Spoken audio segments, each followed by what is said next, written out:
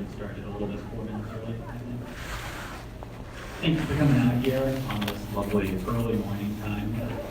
Probably a very complex and controversial topic. Who was here last year for the panel that I gave? Oh.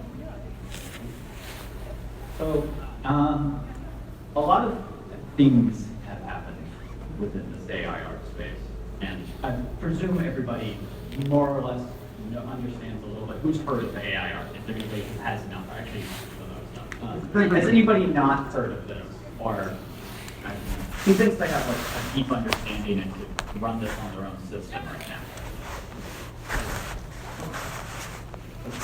This is a panel for you. I'm here to have a conversation.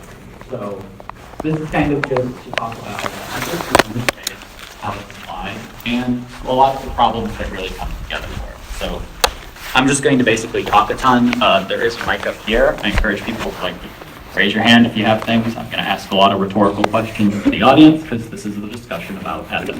And with that comes an open discussion and an open forum. That being said, I would like to get through all of my presentation. This is just here to keep my thoughts in order. So without further ado, this is kind of the agenda that I put out. There's some background that I want to discuss between things that have happened from last year and here, some of the other presentations I've given on this topic. Pretty much go over what I believe to be the two major problems circulating this pretty dangerous piece of technology. As everybody's probably talked about, I have some interesting research findings, which I am very proud to present. And then I'd hope to have people join with me on a thought experiment about kind of the methodology of what makes art art and how a machine can't or cannot artificially create artwork per se. And then we can start to talk about things that are really important, which are artists' rights, what they should have, and kind of having a coexistence space with this thing.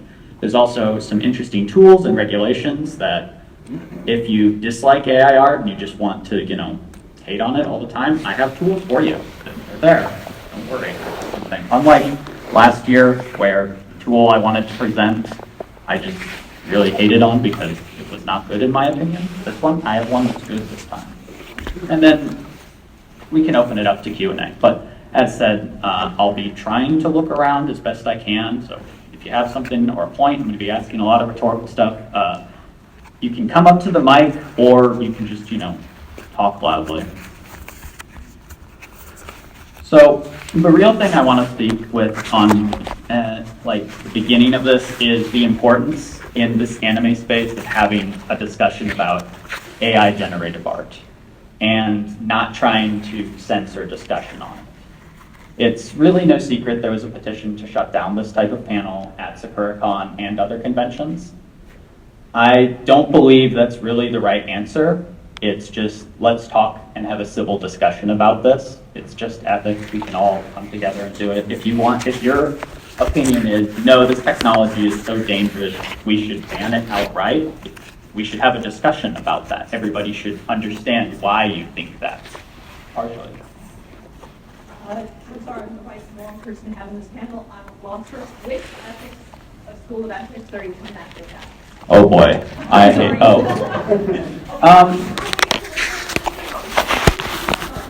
No, it's just basically, I have a whole slide on that about, you're gonna probably bash on me as an ethics person here or a philosophical person. I'm just talking about what is in general right or wrong, kind of. That's really where there's no real formulaic way that I had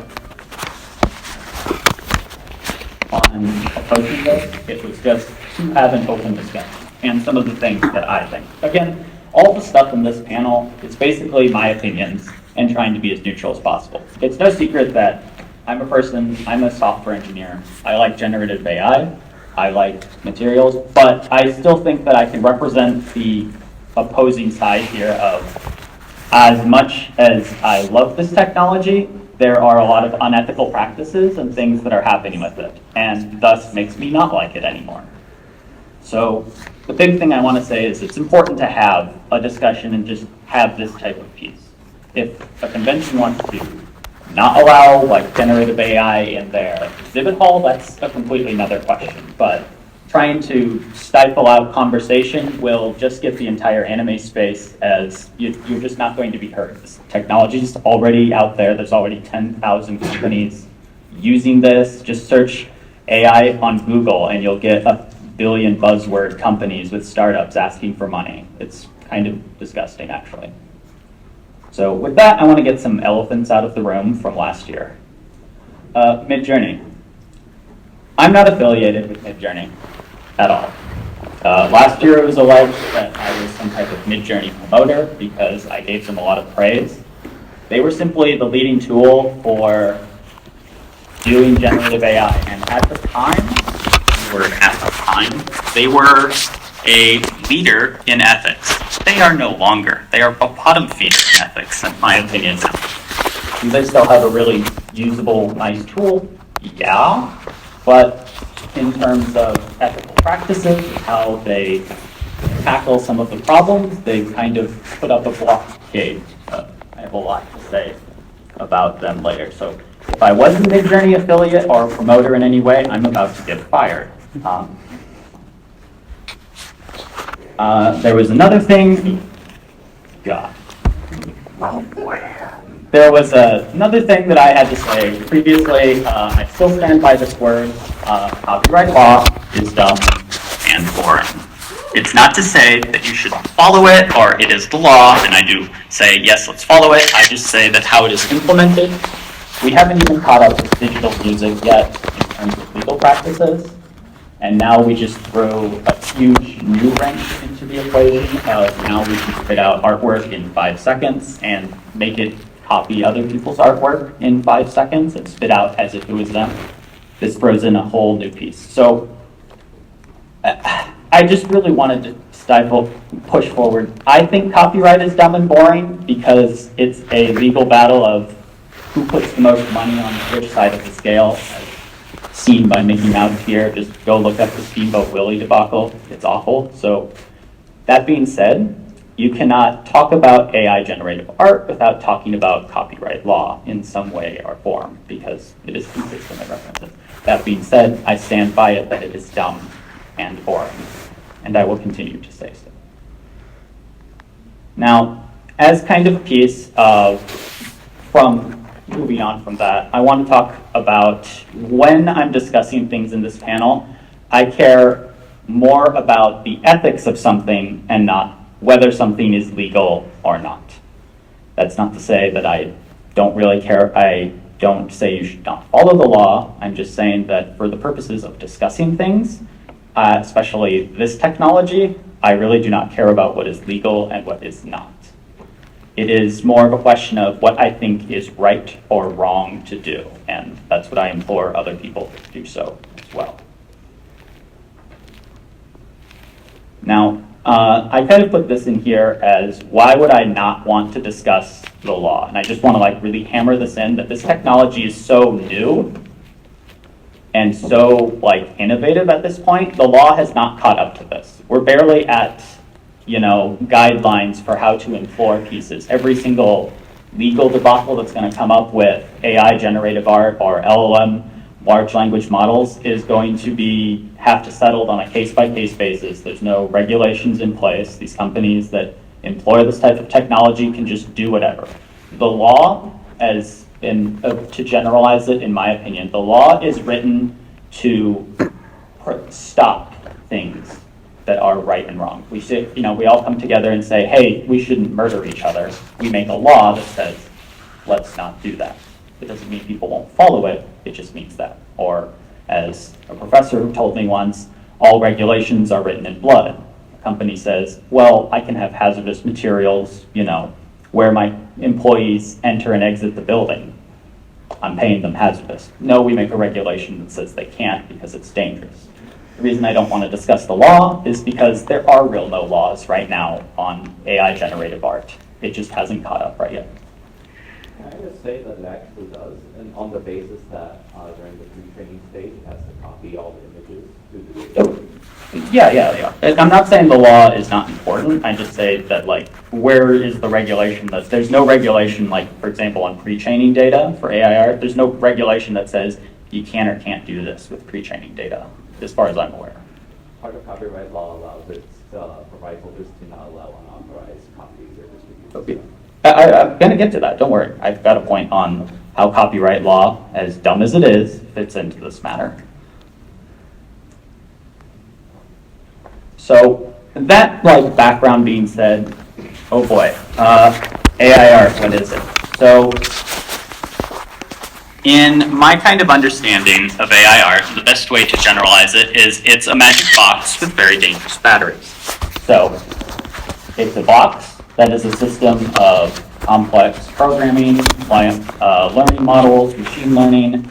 A user walks up to it, gives it a large set of batteries, being the training data in this case, which is fed off of, as you're probably well aware, other artists' work. Now, from this said, the person then, after putting the batteries inside of this box, then goes and says, all right, just give me a picture of a cat. And the box spins for probably less than a minute, depending on how much resources you have, and spits out an award-winning image of a cat. It's pretty phenomenal, from a technological perspective, but there's a lot of, concerns on here. So that's at a very, very, very extremely high level what AIR generative models is. But there's a lot more to it, and any person who is into technology or understands the basis would probably want to have me go into it. But at the end of the day, when discussing ethics, it is, you have a box, I put in an input that says, give me this image, I describe it, whether how complex my description is or how simple my description is, and then an image pops out of the box. Now, to also make this box function, I need to give it a battery set, which is artist's work. Now, let's see here, we're at 10:23. There's something I'd like to actually do, with this kind of background set in mind. Who has I want to kind of understand who I'm speaking with here before I really move on. Who has a negative outlook on AIR? That is, you don't like it, you think it should be banned, you think it's unethically practiced in some way? Okay, roughly half. But who has a positive outlook? You use it, you actively do, or you like it, it's a cool technology. I'm actually kind of a bit of both. And who's, hand up if you're neutral, you have no idea what to think at all. You maybe use it. Actually, surprisingly, a good mix. I was expecting a lot more negativity. So with this magic box theory that I've created, let's kind of move on and discuss the outer lane part. So the way that I really like to classify the ethical problems with AIR is into two categories. As my magic box high-level understanding shows, there are three pieces to it. In this, there are two problems. So the first one is privacy. That is, the batteries that I have to put into the box are artists' work. And there is no way that it can function without this battery. Yes, very 100% certain. There's no possible way that it can. If it somehow does not function with the battery, I think the concern of privacy would all but evaporate. And that is to say, hypothetically speaking, as a computer engineer, I don't see how it can work, but I'm just a lowly developer. So if I could make a system that could just magically read the mind of the person who uses it and spit out an image that they want, I still don't think that would work. I think people's minds are too jumbled for that. I think you could have something that would remove this concern. But as it stands right now, to use an AI model, I need to take a set of images online, Control-C, Control-V them into the machine, have them go through a large amount of training set, and then submit. Now, the one thing that's important about this privacy concern, which actually is a legal case right now with, I believe, if anybody's familiar, Marie Ortiz, the training set that the AI model holds does not actually hold the images in there. If you go and look at Stable Diffusion's original checkpoint for their first piece, it's like 3.2 gigabytes, maybe. And it's trained off of millions of images. Last I checked, putting millions of images in 3.2 gigabytes with some good amount of descriptor is not really feasible. So from a data perspective, the original trained images aren't in there. And actually, in my opinion, that's a problem when it comes to privacy. Because if I say, I don't want my work put into this machine, I'm an artist, I say, I don't want my work put into this machine, there is a problem now of if somebody uses a generative model, you cannot prove it. You cannot prove that I didn't use your work.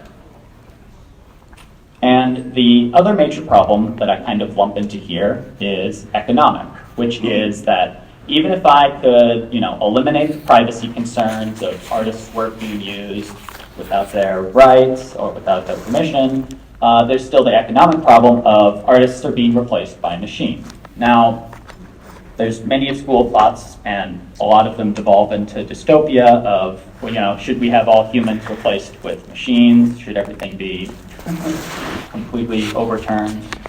This isn't really the future that I wanted, where, AI gets to make poems, writings, and cool stuff, and I'm stuck in the 9-to-5 job, slave laboring, maintaining them. So, just as an open thing, I know these are two extremely broad categories here, and technically there is a third one that I don't like to discuss, which is malicious use of AI art. In my opinion, it's kind of boring to discuss that. Anything in the world can be used maliciously if you try and think hard enough, so it is fun to talk about that at the end. I have a lot of funny stuff that can be talked. So just as a floor, is there any problems with AI art that I'm missing in here that don't fit into these two broad categories? So what about the issue of generated art being fed in as training data in later cycles, and then you just end up with... Yeah. No. I got you. Don't worry, man. Art, AI, a generative stagnation theory. It's a thing. It's a real thing. Now, these are this is kind of unfair of me to say, hey, here's two huge broad categories. Is there anything that doesn't fit in here? But when kind of trying to break it down, I want to really discuss that. So, privacy, how do we address that? Oh, sorry, go ahead. It's kind of a derivative over other training methods. But when you don't, it could not tell me, or it would not. So, because it doesn't know. And I have a problem of, if you don't know what you're trained on, you can't question it, or you don't know how to question it. Yeah, and specifically with ChatGPT, there was a funny, it wasn't me, but my friend in college made a funny quirk about, I can see that you wrote your essay with ChatGPT, and it's like, no, I didn't. Well, it's clearly copied from here. It's like, you plagiarized it. No, I didn't. Well, ask ChatGPT where it got its source. And the thing is it really can't. Unless, if you are asking it to write a paper for you, you can tell it, please give me citations and sources. And I believe now, to kind of go on a tangent, ChatGPT can go out and search for things and then summarize them, but it's not doing its purpose. Instead of telling it to, go ahead. They took on they had the search feature for a while, the main search feature for a while, right? They took that out because people were using it. It's search per se, basically search and they basically they do their own little personal search, right? And then the search feature is through that little search data or something like that. It'll give you the links and stuff, but it won't do a live search. Yeah. Of course it won't. If you actually do a funny thing on, if you ever know about ChatGPT, there's a fun feature on it where you can go, if you're a paid member, you can export your data. And so if you actually input a specific command into ChatGPT, asking it about ChatGPT, say, hey, chat, tell me about yourself. If you go and click export, you will actually see a giant block statement above your question. And it's a giant guardrail that OpenAI stick above all of their queries. And if you have not read it, I actually suggest you do, because it's very informative about what they are extremely scared about and probably what behind the doors testing they're doing. Now, oh boy. Yeah, go ahead. I just had another category. Yes. The fact that ChatGPT outsourced a lot of its like sensitivity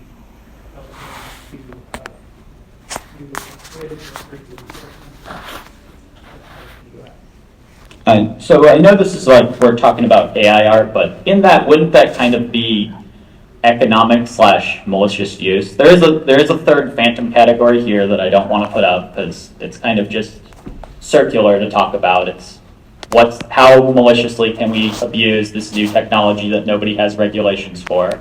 Hint, a lot. So let's kind of go over to privacy. Now, with this, I'm a huge advocate for privacy and always have been. I'm a big advocate for encryption and all manner of things. This is a very complex issue because this manner of privacy is not just, it's something that you cannot definitively prove. I cannot, if I go down right now to Artist Sally and we say, hey, I want this artist to spit out this image, in a couple of less than a day, I could train a model to do so. And actually with pretty low amount of technical expertise. And then the worst part of this is, even though I do that all behind closed doors, there is no way to prove that I did that. I could just, at the end of the day, deny and say, no, I went and got a ton of work that I have the rights to, or that I do have ownership of in some way, and I trained it that way. And there's no way that you can prove it. And this was the problem with Marina Ortez's case, where she, if you don't know, she sued Stability AI, the creator and founder at Stable Diffusion, saying, your work contains copyright, your training set contains copyright images, and back and forth, it basically devolved to Stability AI saying, well, prove it. And they know that it's impossible to do so. So the case kind of dropped and unfolded. Now, no, I'm just saying that that specific point in the case kind of fell apart. And it's still ongoing, and I believe you should support Marina Ortez. I don't agree with everything Marina Ortez has to say, but she is a leader in ethics, for advocating for ethics and artist rights when using this new piece of technology. Now, this is kind of my opinion on the piece. It's a piece of problematic batteries. So this is kind of my generalized solution to it. I believe that an artist should have the right to not have their work fed into a model.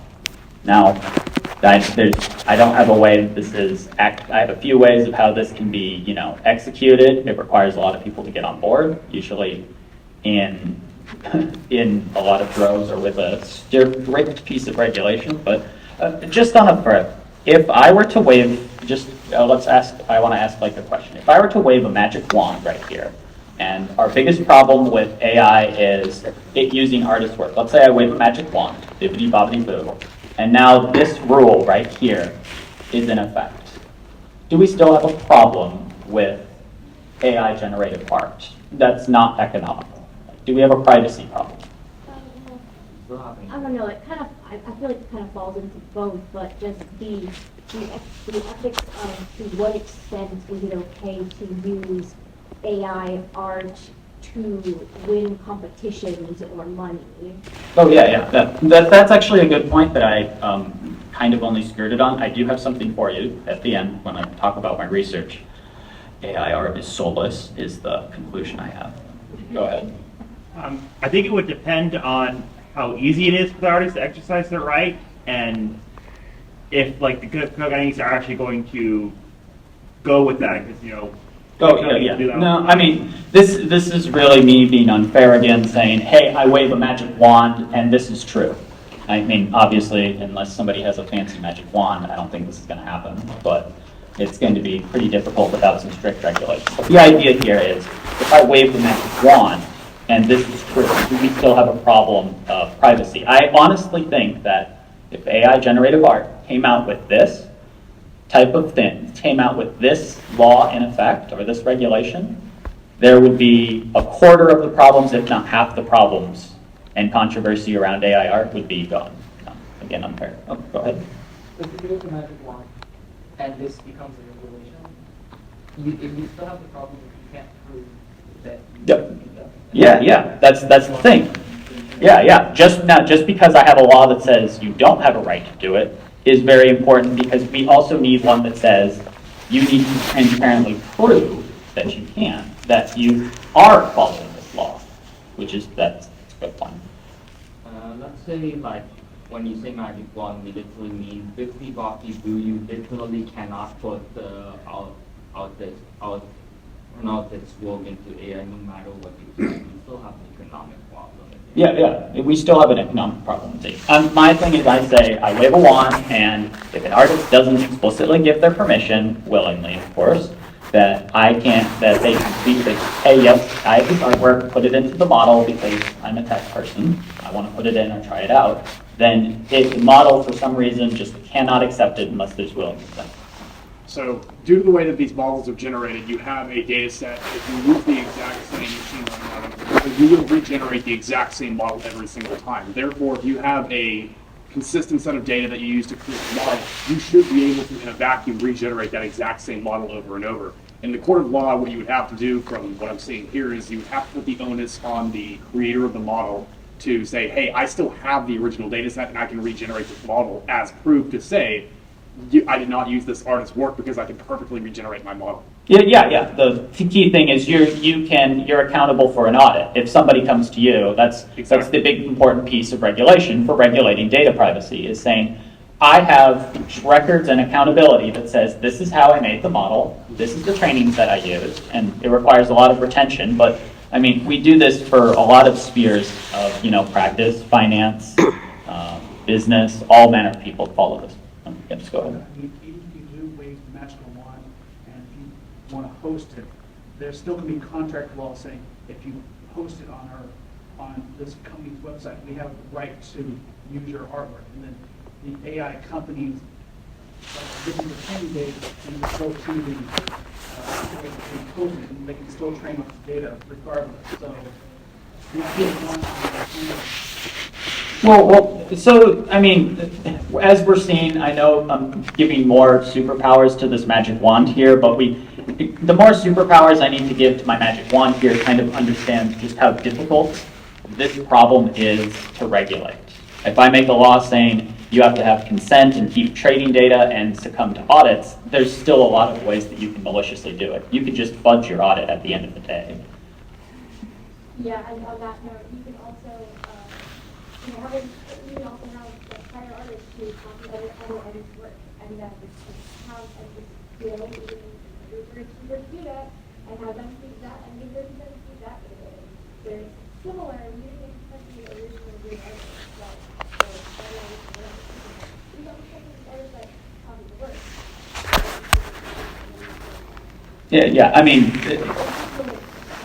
a funny an artist once told me that this is basically me walking up to another booth and saying, hey, you copied that from me. It's like, the other person says, well, prove it. Okay, let me get my mind probe out.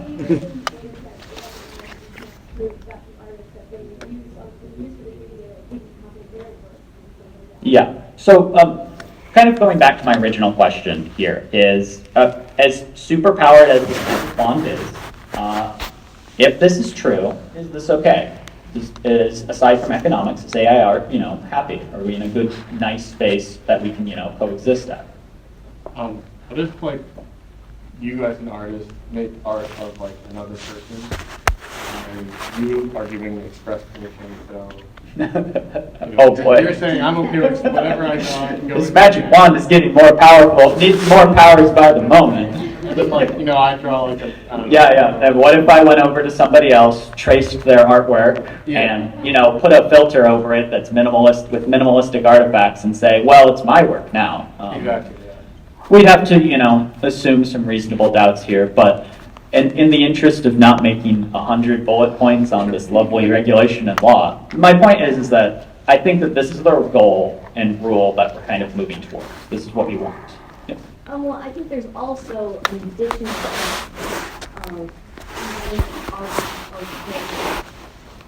to their art being used in an AI model, they might not want their art to be used to generate things for certain companies. Oh, yeah. You could say, I don't like, Mid-Journey, I don't like the way your face looks, and I don't like that you use Discord. I don't want my stuff to be done for you. I don't like the way that you're promoting. Or in some cases, like, it could be a count of, explicit material or not. You generate 18 plus AI art, which is kind of creepy and gross.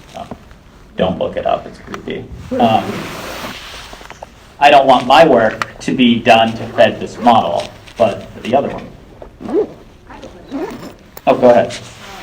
When you said that they don't necessarily is that So, in a very high level, the way that the training set works is as follows. Explaining how Stable Diffusion works, what it does is through, without explaining machine learning, it takes an image and the machine observes the process of constantly adding random noise to it, that is, random pixels to the image, until it is completely garbled and consisted of nothing but random noise. Through this process of observation, of observing the image going from an image to random noise, the machine learning algorithm can effectively reverse the process artificially. Now, a key thing to note with this process of Stable Diffusion is, despite some accusations and stylistic, it is not collaging pieces together. It is indeed actually making a new artificial piece of work as much as you want. It does strongly depend on the vastness of your training data. Like if you only train an image off of 8, if you make a training set of 8 images, it's not going to function. It's going to fail at every step. It's going to produce garbled junk. So kind of with this part, I like to also pose the inverse here of if this is a goal of because I believe the goal here is there exists a spot of coexistence where we're not just outright banning this tech because we think it's dangerous like nuclear weapons. I don't really think that's the case. So I kind of like to pose the inverse of that as an artist has a right to say, I don't want my work on a AI model. I believe in artists, if they all come together and say, yeah, I want to use it as a tool, I believe that a person should have a right to. Now, this is kind of idiotic to post up because it's a tool, you can use it. But I like to say that when you're thinking about what restrictions we want to put on this, we should also say people should be allowed to kind of do as they please with this tool, or more or less use the tool if they want to and are willing to. The key purpose is that they are doing it willingly. And that's what I think really is what I have to say about privacy and all of the issues surrounding it. Now, the big one, the economic problem. Best start believing in cyberpunk dystopias, because you're in one. How good can the output really be? Well, how good do people really think the output is? Do you think it is award-winning, amazing? Who looks at a fair bit of AI art? Whether unintentionally or intentionally. Sometimes I wish I didn't have to. There's a lot of bad stuff out there, but at the end of the day, it's from last year. The real thing where this shook up the whole, space is that it was able to generate award-winning pieces of work and snap the fingers. I go up to the model, I say, hey, I want cute pictures of cats. It'll generate 700 of them while another artist has barely made one. This is insane. This is absolutely crazy. So there's one little thing that has changed since then, and that is copyright guidelines. Oh boy, back to dumb and boring again. So AI art is not copyrightable. We win, right? You can't. If the U.S. Copyright Office has a very clear guideline that says if you make a generative piece of model specifically with a prompt, even if it is complexly engineered, you have to prove that you put a sufficient amount of effort. I hate their vague language because copyright law is dumb and boring. Of that otherwise you put sufficient amount of effort and work into this image, otherwise you cannot copyright it. That is, if I go to Midjourney and I say, give me a cute picture of a cat, I can't copyright that. I can still sell it, which is the problem. Oh, yes, sir? The image itself is not copyrightable, but the prompt is copyrightable. Oh, yeah. Yeah, I could say, hey, I wrote this, 46 paragraph prompt, and it's there. So this is why I really preface it with copyright law is not the answer when talking about AI generative art, because it's already not copyrightable and it's still a problem. Like when you take the copyright out of the picture, if you put it heavily into the picture of talking about trying to solve the problem, you get nowhere. If you take it out, you get, guess what? Nowhere. It's not copyrightable, there's no here. Everybody still has to prove. Even as an artist, like outside of the AI space, if I go up to an artist in Artist Alley, and I point and say, I drew that, that's actually mine. We're basically fighting for, it's the same thing. Right? We go to an office, we both prove who did it first, who owns it, who actually does it, and it's an absurd process, usually resulting in who can put more money on their end of the scale. But it is important to keep this in mind, like if you have discussions or talk about points with AI art, that it's not copyrightable. It is an excruciatingly large amount of effort to prove that when using an AI generative tool, that you copyright it. And this is important for throwing in the face of large companies. Recently, Wizards of the Coast did something very funny where they people said, I think those promo pieces kind of look AI generated. And they said, no, it's not. And then they lied, turns out. Then they admitted, oh yeah, we did. A company lying? How could they? So, kind of moving into this piece that I want to talk, it's something that I often hear about when talking about AI art in a space, and that's kind of this phrase right here of saying, AI art generation requires no skill, therefore it is not art. Now, I've heard this in several iterations or variations a lot. I don't think this is true. I think this is kind of callous to say so. It is both, it's true and not true.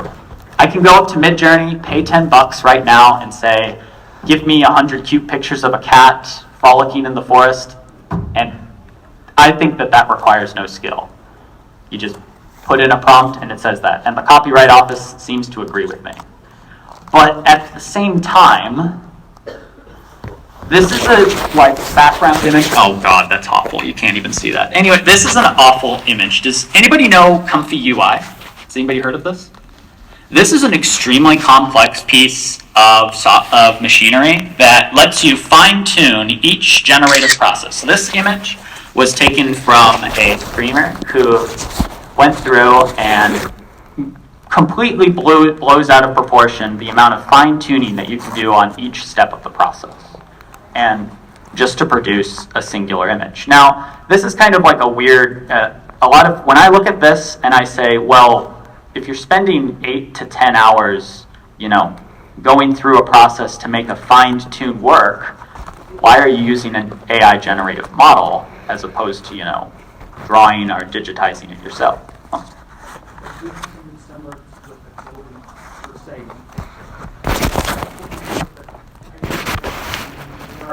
Can share work, but she didn't draw it. Wouldn't mean that it's still.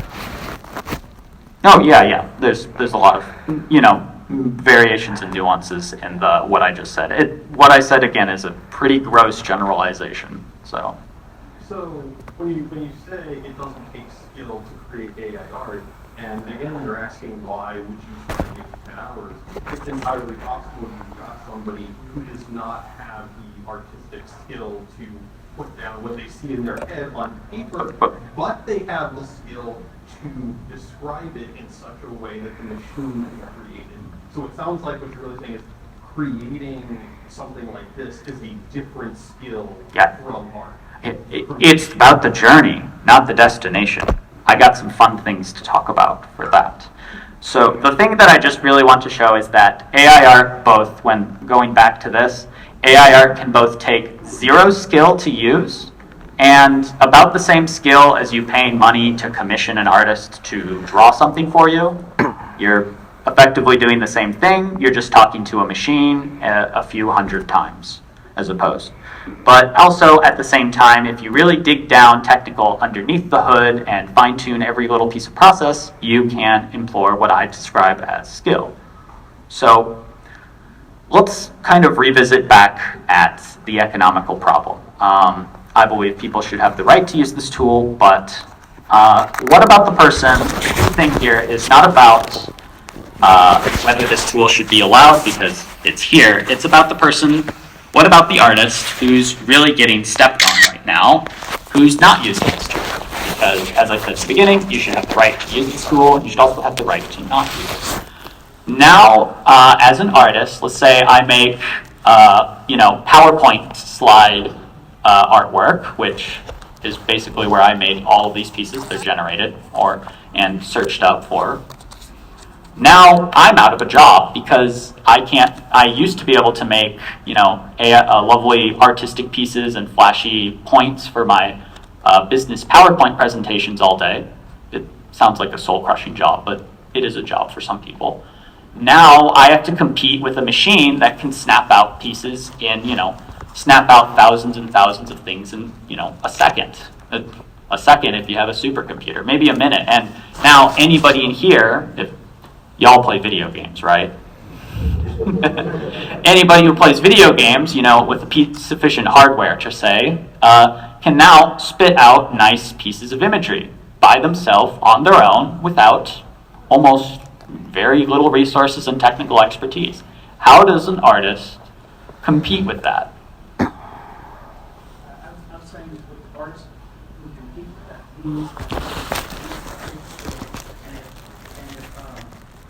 He does the same thing as everyone else, outputting the same artwork per se.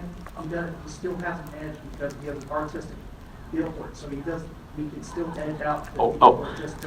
Wait. You're going on to something, but yeah, go. There have been cases where artists have shown that their unique style,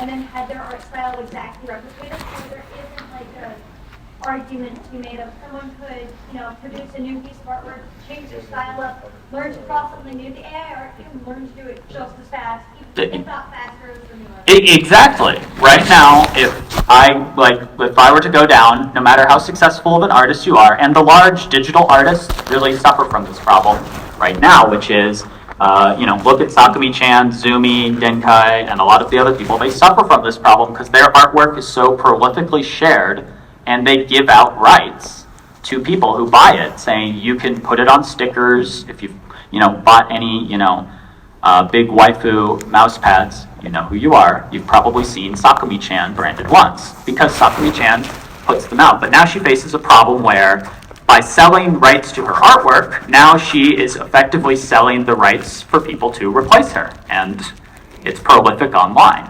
So the question really is, it's kind of like a doom and gloom statement of how do you compete with this? Okay. No, don't. I'll talk about that. I'll make sure. So this was something that I found, and I tried a lot. And usually, anytime you try to put any thought into this, it just it just spirals down to be depressing, which is kind of sad. But there is actually a piece of hope, and this is the majority of my finding and research. The majority of AI art online, especially in the anime space, is sold. And well, what do I really mean by that is a long-winded tangent. So, does anybody know this company? You know who you are? Okay. So I browse this place a lot, and to kind of sidestep my point a little bit, they implemented a very interesting process. Right when AI art came out, they said, all right, we're a platform. They're known for being a platform to allow any type of art. If you upload a sketch, if you're a first-time artist, they want to support you and give you a platform to put on here. So they were stuck with a conundrum. It's like, well, do we allow AI art? And their deliberation was as follows. They said, all right, attention all users. We have a new special tag called AI generated. It is going to be the top most tag on all pieces of work that have it. If you upload AI generated art, it has to include this tag. And by default, all users who are on our platform have opted out. So essentially, Pixiv has treated AI art as, 18 plus content. You have to go and opt in to see it, which I think is pretty sound and good. This is the way I think all platforms should execute it, in my opinion. But they also made another stipulation that's very important that said, if you are caught uploading AI-generated work and you do not tag it, your account will be terminated. Not suspended, your account will be terminated. This is a policy that I think is important, and I think they're a leader in this space. But back to my point about AI art being soulless. So I consistently browse Pixiv, and for this, I discovered something. I discovered the soul of art on Pixiv through a long-winded tangent. So, how did Pixiv, me browsing waifus, make me discover the soul of art? Well, it kind of starts like this.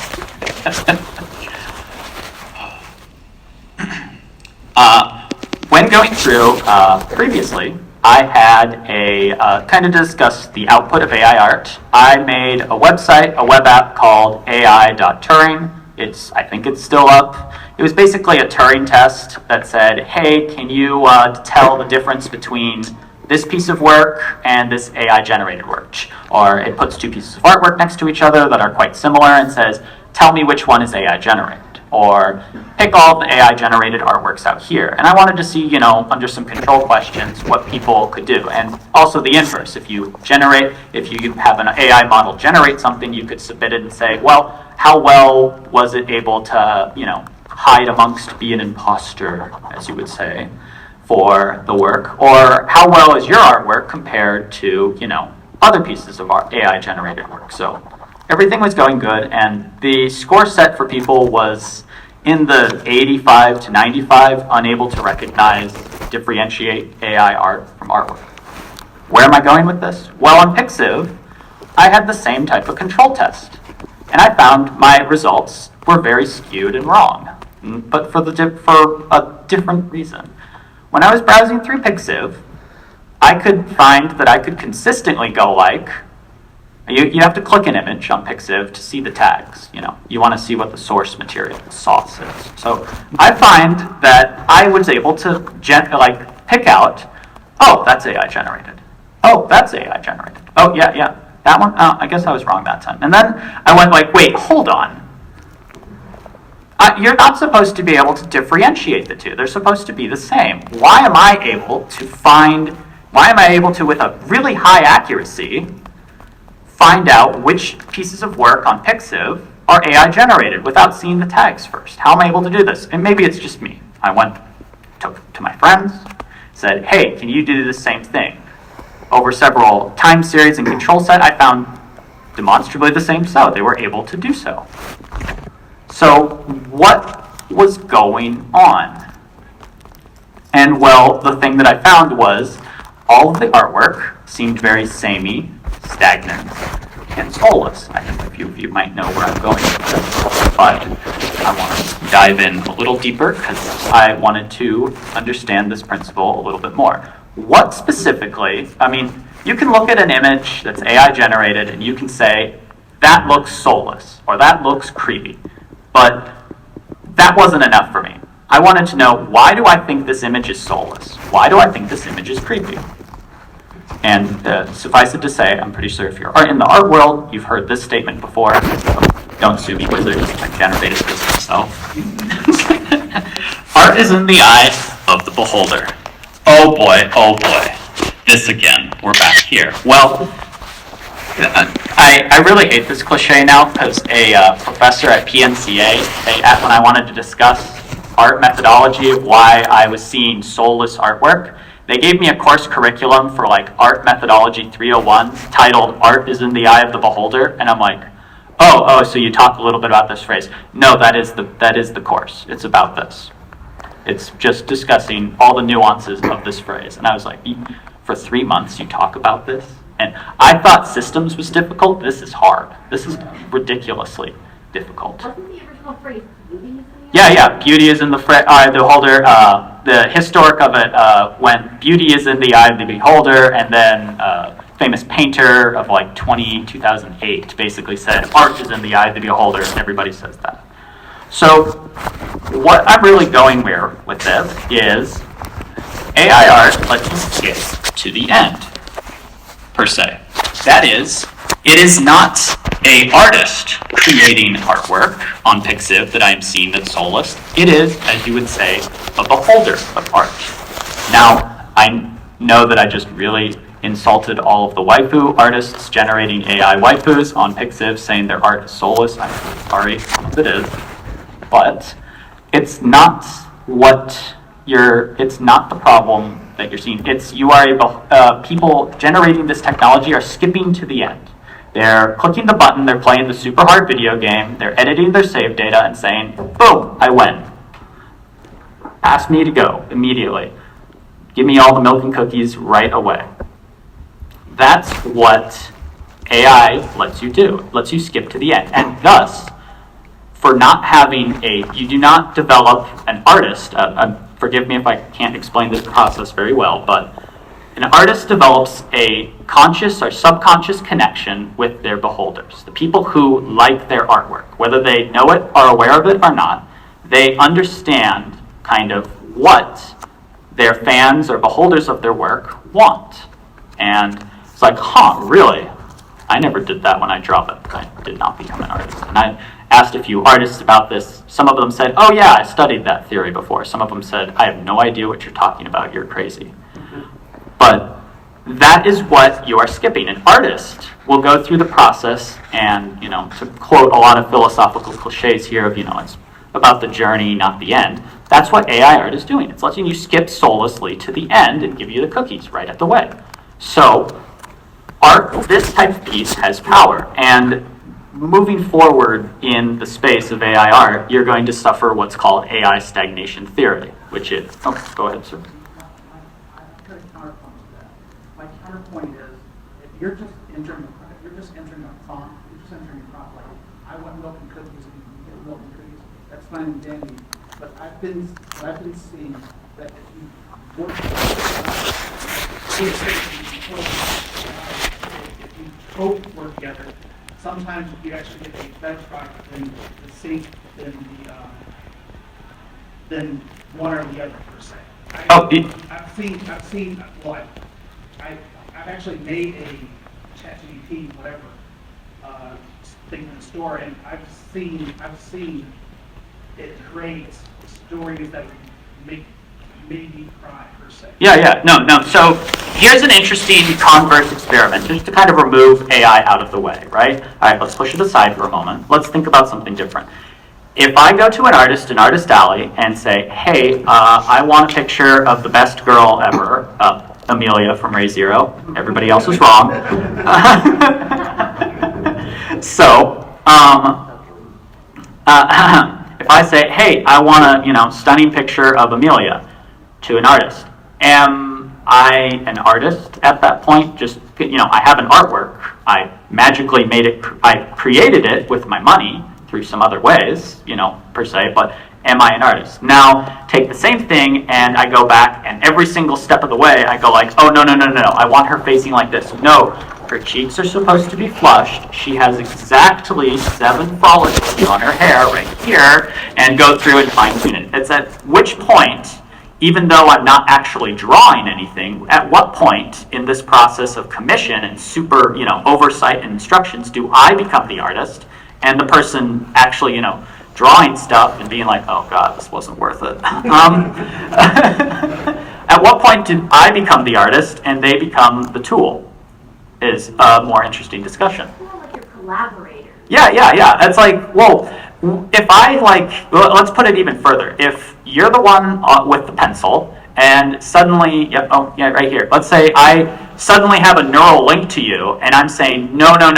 You should draw it like this. You should do this. At what point does the person with the pencil become the tool and the person making the commands become the artist.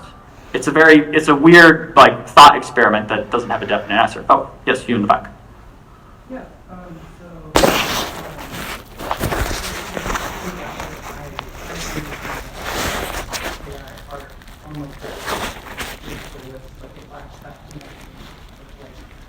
an artist who made something that people be and art is something that we all value a lot. It's something that we use to feed our spirits and our souls.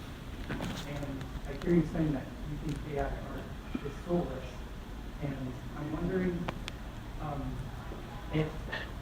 if we're so surrounded by so many things, like so many pieces of art that are soulless, how is that not another major problem with AI art? How did that not improve? Oh, yeah, no. So I put this in kind of like the economical category of this is depressing. Artists are being replaced by soulless machines and Skynet that's basically producing things. And the worst part about it is a lot of people like these soulless pieces of work. So that's actually a thought experiment. I'm going to get to an interesting thought experiment on this. I think I saw somebody. Yeah. Oh, go. Oh, sorry. Go. Oh, go ahead.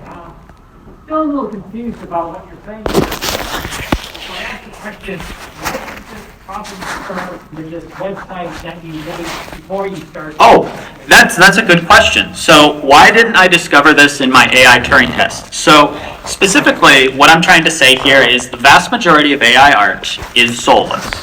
But I'm also saying there is a pretty small percentage of it that is not. Just like if I were to give every artist, from the 18th century, a magic, paintbrush that says, touch the paintbrush to the easel and it will regurgitate your thoughts onto the canvas. Suddenly, the art world is not as nuanced and, flourishing as we want because now we have hundreds of thousands. We basically trivialized the process of creating art. But there exists a process. Now, to kind of address your question directly, what is the difference? So I kind of want to direct that. What's the difference between what I saw on Pixiv and my controlled Turing test, where I said all the work in there, it has to do with the input set. All the data that I had on that was artwork from artists who had willingly said, oh yeah, I want my artwork to be compared to work that I had compared. So what's the big difference is it's who's submitting and who's creating. The artwork that was being generated by by the AI machines being put up to the test was made by skilled people who were unpurposely trying to generate very, very skilled work, or in a more specific standard, they were trying to mimic somebody else's style. Yeah, I just wanted to add one thing to Oh yeah, go ahead. I think I didn't quite express what I wanted to in that I think that that by being surrounded by this kind of art, we are being hurt ourselves as people. As we are, there's a higher concentration of things that are soulless that are failing to feed our souls. And it's beyond just the artist thing, because it also impacts the Oh yeah. This is not just an economical problem. Art is becoming stagnant because also with this theory of the pervasive, instant paintbrush, now we have the problem of artists will see success in a person generating soulless AI art, and they will go, well, maybe I have to mimic that to succeed. Then we have a weird problem of, mimicking the soulless stuff in a downward spiral. Because where something is more efficient, if I can skip to the end and not do all the effort, that thing inevitably is just going to flourish. Sorry for me. Well, my thing is, if the AI art floods the market and stuff like that, wouldn't it give artists pause saying maybe it's generated artwork that has not been generated before, and maybe it gives the artist more opportunity per se, because the artwork that is actually worth it actually floats to the top. So it, in my opinion, would actually improve the artwork as a whole and not just stagnant per se. I'm not trying to say whatever, but I see opportunity for artists as a wholesale fund because it just introduces more competition per se. Some might fall to the wayside, but I see this as an opportunity for artists to raise their to the next level. Oh, okay. So I can't say I really agree with that. Flooding the market with junk, I'm looking at you, Amazon, is not really the way to go, and you end up getting a lower quality product altogether. Quote a lot of things on free market economics here. You can probably tell which way I lean. I don't like the free market. Go ahead. I was going to remark that the lady earlier mentioned that they can just copy any style similar to what you do, right? Yeah. So yeah, this is a very, very effective doppelganger parrot kind of thing. It mimics and regurgitates, but magically still makes something original. Even the originalness of it is questionable because it has to be derivative by nature. It can't create an idea that hasn't already been fed into it in some way. It has to reinterpret what it's already got. And so you can't create something old. Like, there isn't anything new in either. AI art especially can't make anything. Yeah. So it's good that you actually put the thing that I was going to say as a counterpoint to that as well. We've had art progress over centuries, and it's inevitably progressed, which means that there is still infinite amounts of, in theory, there's infinite amounts of expression. You there in the middle, sir? Yeah, I was going to kind of add to that a little bit. Some of the research on this is still kind of very early and new, and we don't necessarily have huge. Yeah, not to cut you off, but I don't trust any of the research that comes out as a whole scale on this. It's been out for maybe a year or two at most. But go ahead. But some of the early stuff that we're seeing, especially in the coding space, for example, right? When they're looking at how do we evaluate the quality of code that's produced with the assistance of maybe a large language model. Oh boy. And what they're seeing is there's a downward pressure on code quality, right? So the more you're adding AI assistance into the coding, the higher the chance is that the resulting code is going to be of lower quality.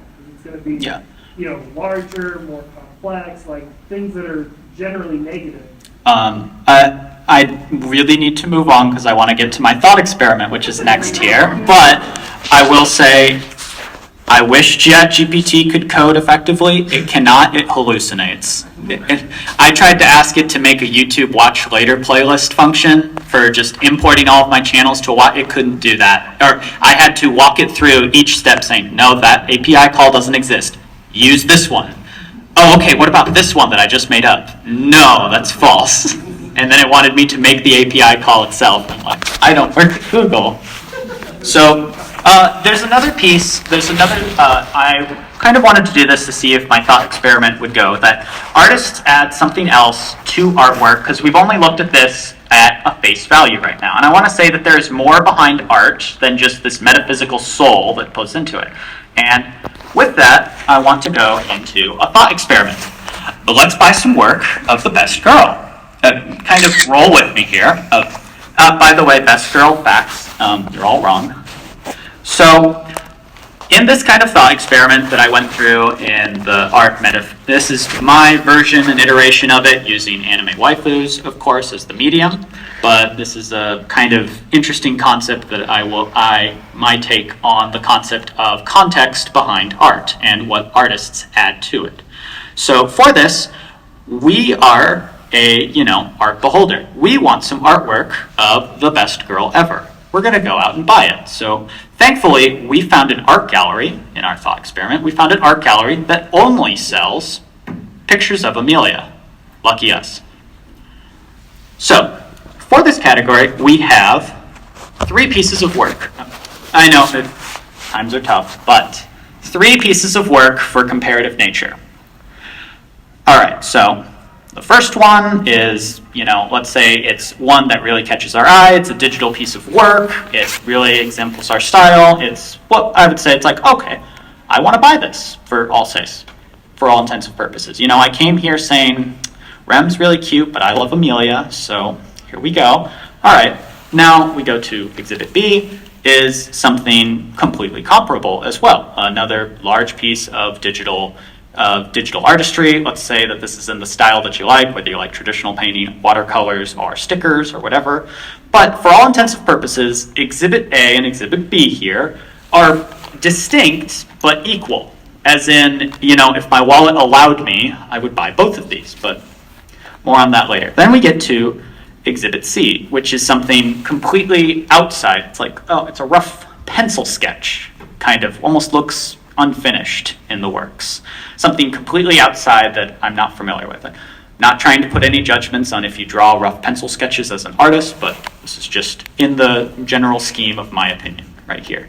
But for the sake of this experiment, this is something outside of what I want. I'm looking for a nice piece of digital artistry to hang on the work. Well, we've only looked at the face value, not to bring up more cliches, but let's not judge a book by its cover. This art gallery has some interesting pieces. The first one is price tag. What? $500? Wow. At most time, most people will have an interesting thing to be like, well, why is this $500? Or, okay, bye-bye, rip-off artist, or walk away. But a large amount of people will look at this price tag and look at this, seemingly rough sketch and wonder, well, what's the value here? Let's, continue onward. $40 for a large piece of work on Exhibit B. Oh, okay. Okay, that makes sense. That's about what I pay for a large size print or something like there. Okay, let's go to Exhibit A. $5? What? Am I getting a good deal here?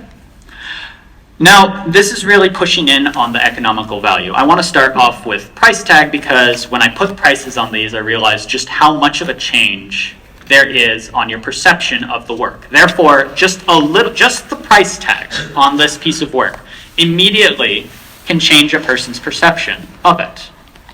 Now, let's go over to Exhibit C, and the clerk comes up to us and says something interesting. He says, this is actually the original concept sketch by Taipei Hayashi, the creator of Amelia, and this is the first thing he did on that. And this is a digital, preservation of his work. It's like, okay. So there immediately, just on this alone, there immediately is value in the context given behind artwork. Now, I know a lot of people, this is kind of a little bit superfluous because a lot of people in Artist Alley, I ask this, but I know a lot of people don't, go up and say, what caused you to make this? What's your inspiration to make this? And that leads me into Exhibit B. So Exhibit B, there's a large winded paragraph talking about how the artist was inspired by the first episodes. He just loved it when, Subaru said, I love Amelia, not Rem, and he was absolutely inspired, and he drew this piece of work.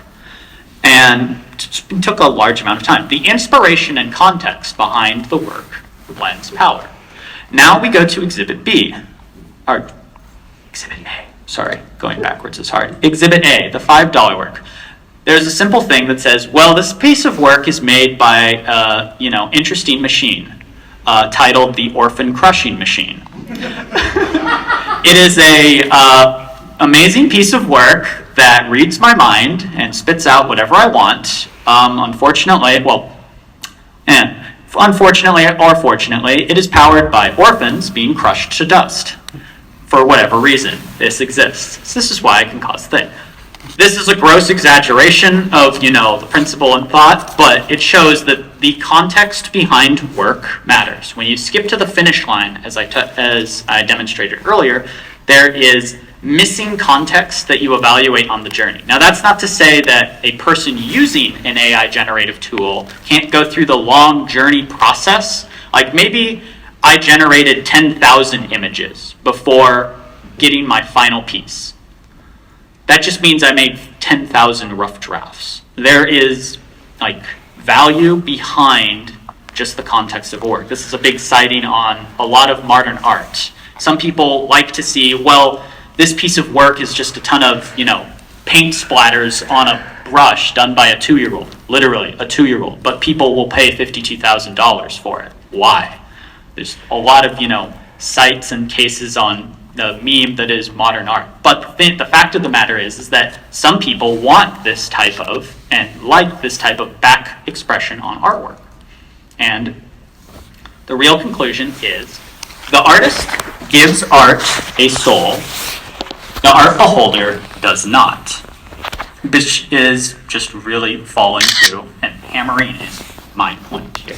So, any interesting questions on our locally thought experiment here, or any interesting tidbits? This is like the conclusion that I really have, that the artist gives power behind their work, whether they're using a paintbrush, whether they're using a digital canvas, whether they're using a AI generative model in a long-term effort. So that's the kind of part that I want to sort of end the thought experiment on, but I want to now, before moving on to artists' rights and specific pieces of regulation, I just wanted to open up. I guess I'm just trying to understand how that conclusion connects to the economic value.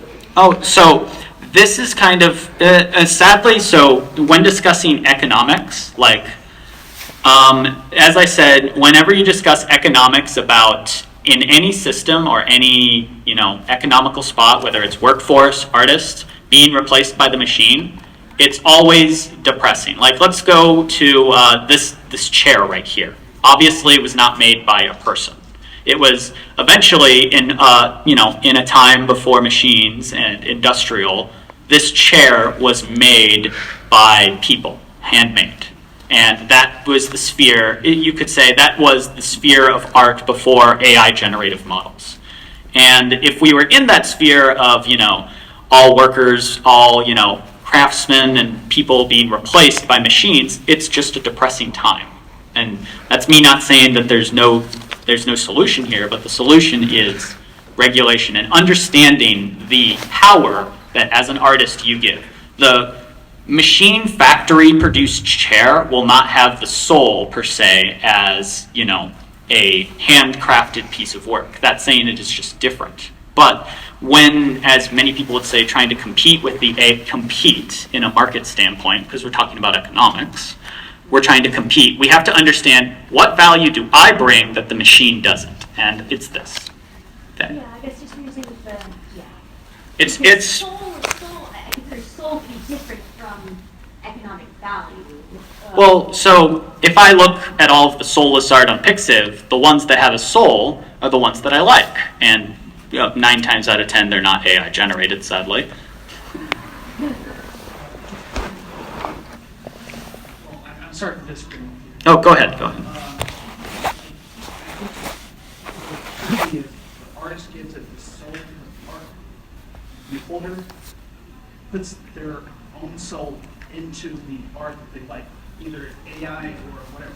Using your example of the chair, it might have been made by a machine, but it could be their favorite chair that they bought from IKEA. They had so many memories and stuff like that. The same could be applied to the art, either AI or the artist per se. I mean, an elephant could do painting after painting after painting. Yeah. It's got a soul, but my thinking was the art holder finds their own soul to art, and they make it their own person. Yeah, art is, a metaphysical expression that is really difficult. If you're just focusing on economic value, you're really just, as our thought experiment says, taking away a lot of the importance that is the self-expression of art. It's not real, it's pretty hard to compare. Oh, you there, sir. Historically, for most of human existence, art has been an intrinsically human experience on both the production and the consumption side. We're entering an era where technology is allowing us to remove a certain component of the humanity from one of those sides and disrupting the consumer's experience of art. That's Very professionally well said. Though I do want to put comment that you put a very insidious idea into my head that I wish I did not have. You said one or more of those sides in reference to the production or the consumption. Please do not make a machine that consumes art for me. I want that for myself. Thank you very much. You try to I will stand on this hill of having my waifus be consumed only by me. Right, yeah. All right, so. I guess my point is that, the beholder beholder doesn't give the artist soul, but the beholder does absolutely contribute to the economic value. Yeah. So, well, let's go back to, like, if you think back to our thought experiment here on face value, there's the cliche, don't judge a book by its cover. But also that's just flat out wrong, because 60% of the people you run into are going to judge your artwork by its cover and not not care at all about the time and effort you put into it. They just want a piece of picture. They just want a picture. The important thing is to section those out. As an example of this as well, I run a RPG campaign. I want to have a visual aid for literally every NPC that my players run into. There's a lot. It is monumentally expensive for me to commission a piece of artwork for all of them. So for probably a piece of art that may never even be used or opened, because they decide to, skip that castle and say, I don't want to talk to the princess, bye. So now I have a huge conundrum. I want a massive amount of visual aids being generated. And I think that type of target piece is I'm selecting the right tool. But when talking about the economic value and sale of artwork, we're really talking about the artist competing alongside, like if we were to say an Artist Alley booth, I have a booth and next to me is a booth with AI generative work. This is why I kind of feel like at this point, it's a gray area if a convention should allow AI generative work. I think primarily for the privacy reasons, they should not, because you can't prove that I just, copied Booth C's artwork style. So I want to really come and, go ahead, sir. Yeah, sorry. Sounding nerdy at an anime convention, I've been thinking about how science fiction has prepared me for AI art. And You best start believing you're in a cyberpunk dystopia. Right? Yeah. But Or the in first one. thing that came to mind was Star Trek Deck, where it very much does use like AI to kind of generate the stuff, but it's mostly for like RPGs. Yeah. The big use for this tool is what I just used it for to make my PowerPoint presentation, in a couple of hours. I generated a ton of pieces, I put in a ton of text, and I said, all right, here, spit out, give me some visual aids. It's probably going to be deleted right after this convention, maybe. It probably never will be looked at again, type thing. But art, when I'm buying a piece to hang on my wall, is something more valuable. It has a long-standing effect. So to try to get into the last parts, I really want to reiterate these solid points on what I believe needs to be improved in the space for me, this is my opinion, to like it more. And one, an artist should have the right to not have their work fed into an AI model. Number one. I'm not going to really cite many, just to kind of gloss over, I'm not going to cite specific legal regulations or other pieces because, as I said, I don't really care about the law. Any law that's made right now can have a clause tomorrow stapled to it that makes it a bad law, and not one that I agree with anymore. And the law is very complex. Also, I'm not a lawyer, so I just feel better that I'm, appropriate to talk about my opinions. And the next one is kind of a complex point of AI training sets should be transparent, in that there's multiple ways to kind of approach this. Number one is the thing that Midjourney, which I'm about to dump on them now, said they will not do. So to understand this, Midjourney was approached by an auditing company, a new startup that says, hey, we realize the ethical concerns of AI generative companies, and we want to put people to ease and be an auditing company to kind of, go in and sign an NDA, not reveal your practices or how you do it to your competitors, but give you like the humanitarian stamp of approval saying, hey, you're following this code of ethics. And Midjourney publicly, flat out said, we have no reason or obligation to be audited, so we will not be.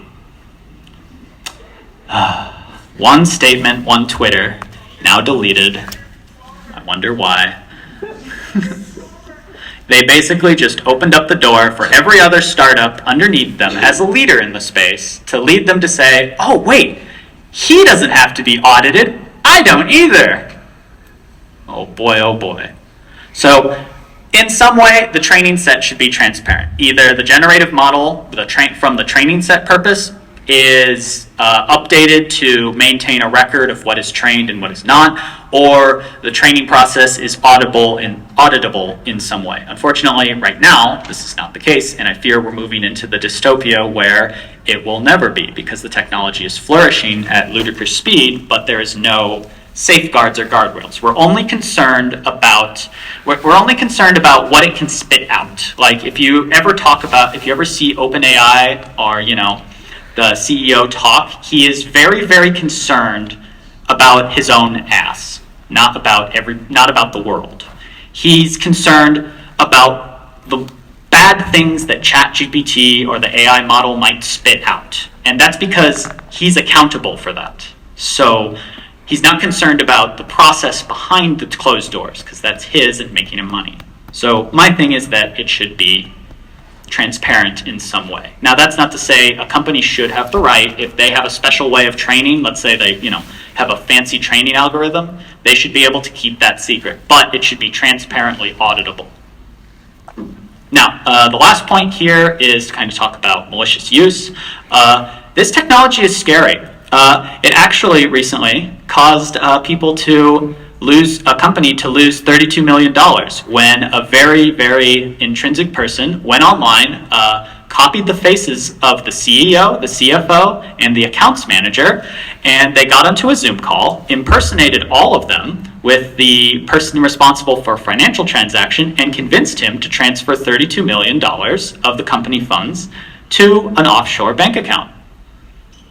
You're now going to have to go into the process where now I can't call my mom and say, Mom, or grandma or mom, or say, Mom, I know that Peruvian prince really wanted to give you the gold stash, but I swear I'm not related to them. I'm not their friend.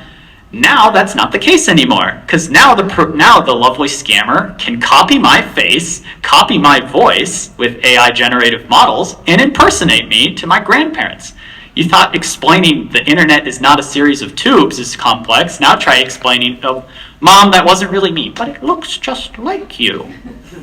Who had your voice? You were on the call, on the Zooms with me. Oh, no, Mom, I was not. It's a really sad time. So for this purpose, I really think that malicious use of generative AI should have increased consequences because of we should level how crazy, difficult, and how damaging this type of work can be, especially when impersonating other people. Yeah. So this was kind of something I was wondering if you're going to bring up, is that it seems like most of what you've been talking about throughout this panel is training on like people's part. Yeah. But you could just as easily have somebody to train on photos of the real world, or photos of real people, or video of real people, and you kind of get to the point where it is a sociological phenomenon where you have a photo or a video and you don't know that something happened. Oh. And like for the past 100 years, There's actually a case to kind of lead on with photos. There was somebody who made, with the recent Wizards of the Coast debacle, he actually theorized, what happens if I wake up one morning and my face is on a magic card? Because he made the theory that somebody would take he was a, internet influencer. He was his own fantasy, he was an internet influencer, and he said, what if a ton of people took my face and likeness, and then through, the wonders that is the internet, of where I can't control my, face and likeness goes, suddenly it winds up in an AI model. And then, lo and behold, after a lot of turning, suddenly Wizards of the Coast uses me to make a magic card. And then I look at it and go like, wait, that's me. But yeah, like, and where I was going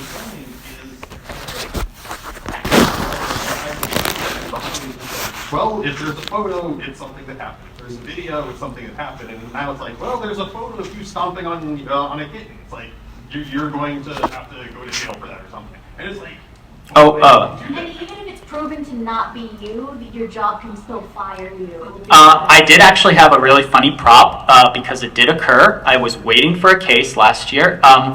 There was a bank robber who had a special ring, and he almost got acquitted of charges. He had a ring of an extra finger, on him. Now, if you're familiar with AI generative models, they're very bad at drawing hands. Oh, go figure that, what artists are pretty bad at drawing, are pretty difficult to draw is, thing. So what he did is he went in court and there was a picture of him robbing the cash register of, a 7-Eleven. He said, "That's not me, that was doctored evidence." And he pointed to his hand, which had a fake finger. And he attempted to acquit himself of all charges, saying that the 7-Eleven, generated a piece of work drawing. I thought the whole process was really silly, but I'm like, wait a minute. I stepped back. This guy was an idiot, but what if he wasn't? What if he didn't try to be stupid? That's scary. Somebody can now point to an image and say, that's fake and AI generated. Soon we're going to get to the point where we can't tell the difference between anime waifus are the first step to go. No offense, they're 2D, I'm sorry. But when we get to the point of photos, where we can't tell the difference between an AI-generated photo, which if you've seen OpenAI's Sora, it's fucking scary. We can't tell the difference between photos. We won't be able to tell the difference between videos. And that's the dystopia we have to live in. Now, before I open up to QA, I just want to go over two things that's important. So, in my last panel, I was visited by Sakura-Con. They said, hey, can you please talk about something called Glaze? And I'm like, well, I am, but I don't have anything good to say about it. Glaze was a program that you put onto your image, and it puts some special coding of artifacts and special data inside that makes it impossible to go into our AI training model. And I was like, this is stupid. It really does not work, in my opinion. And I don't know how a Chicago professor of computer science could not see the very obvious problems with this. But, as I've actually been able to speak with him now, he said he was just cooking. Let me cook. And he was cooking this. Now, as much as I disagree with the practice or the intentions behind this product, I cannot rightfully say that it is not stupid, it works, and it is good if you want to use it. So, Nightshade, what is it? It's not Glaze. It's a special piece of artifacting that goes atop an image. And it's near invisible if you happen to be in that, simple style that really the model doesn't like.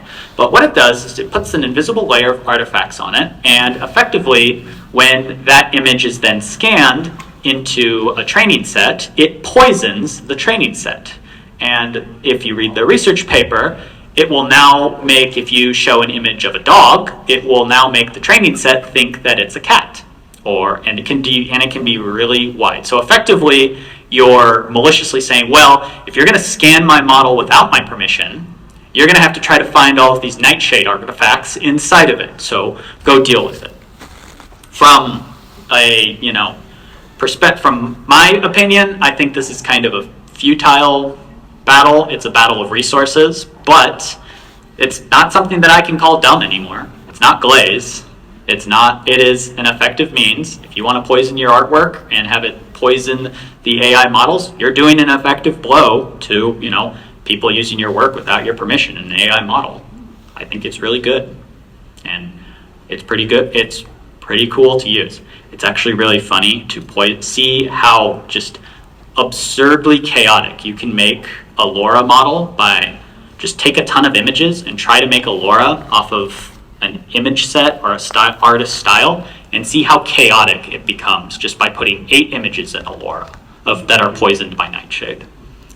Nightshade, done by the Chicago Institute of Tech, or their computer science department. The other thing I really want to talk about is Adobe C2PA as a specific thing.